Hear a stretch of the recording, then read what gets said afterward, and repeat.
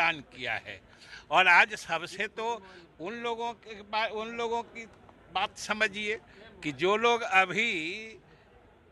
1 घंटे पहले तक चिल्ला चिल्ला के कह रहे थे कि बिहार को कुछ नहीं मिला, कुछ नहीं मिला,